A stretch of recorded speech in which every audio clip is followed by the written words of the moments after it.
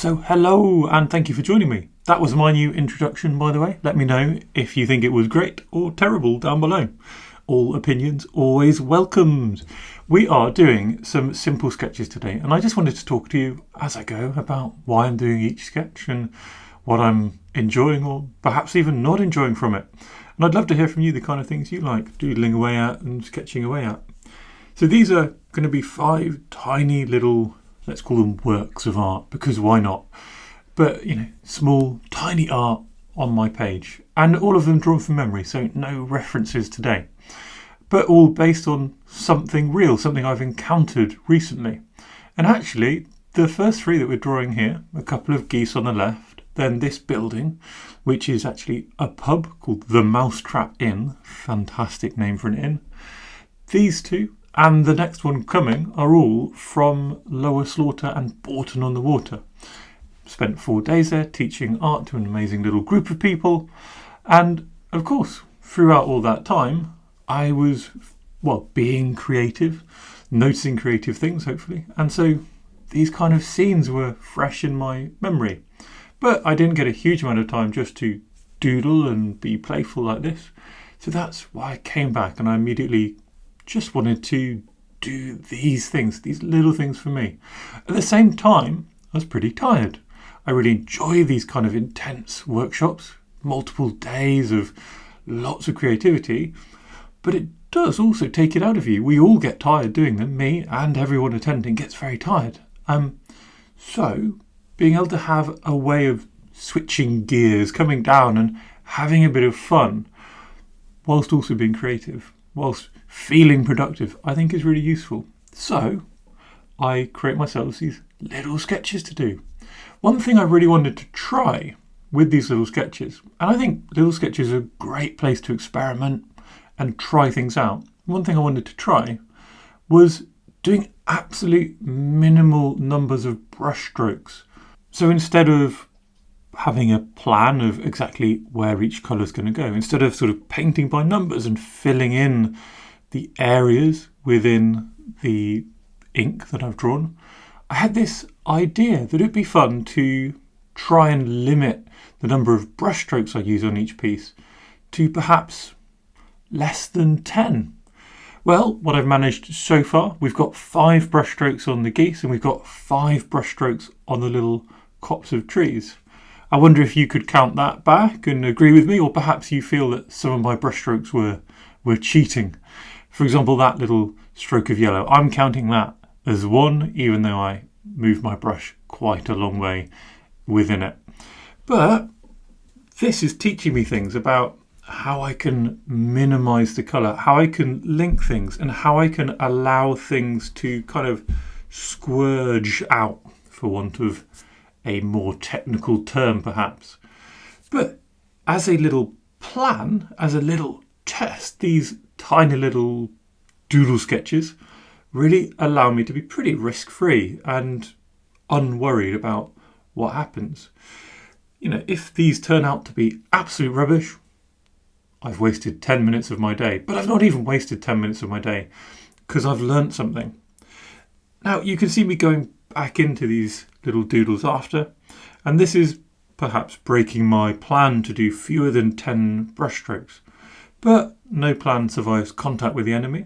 And what I did want to do is get in just some more contrast and specific touches, with the first colours having been nice and minimal. I still don't want to go too far with this, so I'm not going to add loads and loads and loads here, but a little bit extra. And I still think if I went and counted every brushstroke, I was still around the 10 brushstrokes per painting mark there. Anyway, as those are drying, my initial plan, let's do 3 little bits of art. Well, you know what? When you get going, things suddenly start flowing. That's a poem if I've ever heard one. So I thought, instead of just going away and making my standard 8th cup of coffee of the day, I would just do a couple more little sketches underneath. Now these aren't actually from memory so much as imagined. Of course, I've seen a lot of streets which look a bit like the one I've just drawn there. So whenever we imagine something, really we are constructing it from our memory in one sense or another. Here I wanted to do something completely different. We got geese on the top left, so let's get a person on the bottom right. Again, just to try this idea of really minimal colour. Now what I'd love for you to do is, whilst I'm doodling away, perhaps you restart the video and you join in and doodle along with me. You've seen what I've done, so you might copy the shapes I've used, but you also have your own memory and ideas, so you might just come up with your own simple things, places you've been, people you've seen, animals, experiences you've had, food you've eaten. All of these are perfectly valid and usable memories and experiences to bring to life in these tiny little sketches. You can see I'm using these 2 sketches to experiment in a different way. So I'm going to still be minimal with the colour, but I wanted more ink. What happens if I use really bold, slightly abstract hatching and then add these colours on top? Often I feel it makes the colours go a bit murky and bland. So my risk-free way of just experimenting with my belief is to do it in a small way on a small piece of paper. And hopefully you can see I did an initial 4 brushstrokes before just dabbing in tiny bits of colour and moving on. And let's see how many I'm going to do there. I've got 3 dark brushstrokes, a big splodge of green, and then a bit of contemplation time, and we move on back to my original little doodles.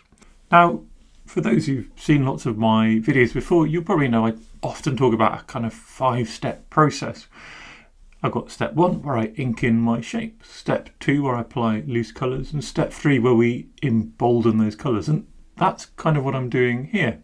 If you go in any of my courses, and I have got a free course which people seem to really enjoy, you can find that linked down below.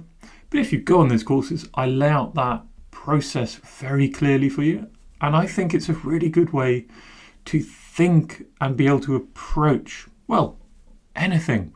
It doesn't mean you have to stick with exactly that process, but if you have a process to fall back on, you'll be able to create giant art, you'll be able to create small art, you'll be able to create anything and experiment around these ideas. And that is a really good way of starting to sketch from memory. So the reason I'm mentioning all this is because a lot of people find it very scary to come in and just start sketching from memory, drawing from memory, painting from memory, or from your imagination. But if you have your process, if you remember that layering up the colours after you've done some very loose colours normally makes things more interesting, then you'll find yourself suddenly able to create interesting things. Not perfect things, but who wants perfection when it can be fun? The next step of my process is restating key lines or restructuring your image. And here, coming back in with the same pen, and you can see how when you just apply those little lines to little art, things just pop. Now, in my recent workshops, I did a little segment with the people called "Any Old Rubbish Looks Great in a Frame." And a frame can be a physical frame, but it can also be a frame you ink around. And hopefully you can see as I come around and make some of these frame marks bolder.